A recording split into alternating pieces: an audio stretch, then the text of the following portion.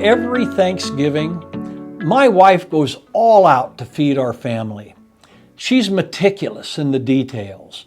She begins her preparation for the meal at least a week beforehand with shopping and preparing the food and cooking. She gives it her all. And as the meal moment approaches, the turkey, the gravy, the salads, the silverware, everything is presented with copious excellence.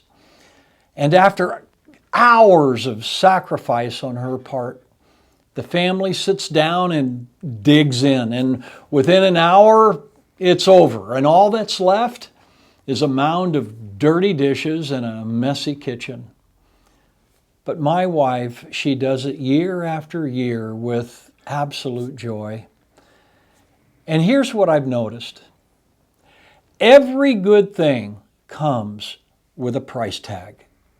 No matter the joy, the laughter, the pleasure, whether it be a fine meal, a successful career, an honorable achievement, a savings account, a beautiful home, a stable church, or a friendship, they all exist because someone paid a price for it and continues to pay a price for it.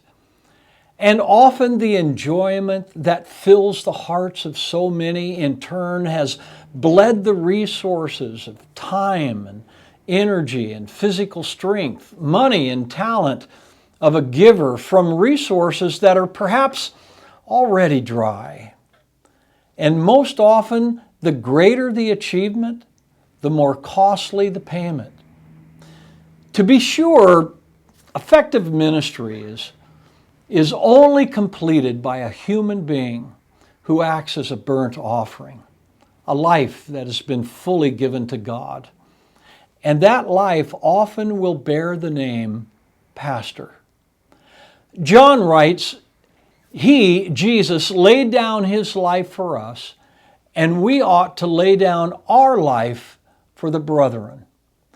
John realized that any virtue, wherever, comes with a price tag. And pastors commonly will pick up that tab. While pastoring, sacrifice is particularly costly because it's not in a 48 to 60 month payment plan and then it's over and you can breathe a sigh of relief and figure that it's all downhill from here. No. The payment plan for a pastor is spread out over a lifetime. You see, effective ministry follows the way of the cross. Embracing the sacrifice necessary for ministry is God's way of confirming your calling. Are you called to be a pastor? You'll know it by your reaction to the inevitable sacrifices necessary for the achievements that God has called you to perform. God's great servants, they're not drafted. They're volunteers who look for the prize of the upward call of God in Jesus Christ. Pastor, sacrifice is a privilege. And if your goal is to be conformed into the image of the Son, if we have been united together in the likeness of His death, then certainly we will be united in the likeness of His resurrection.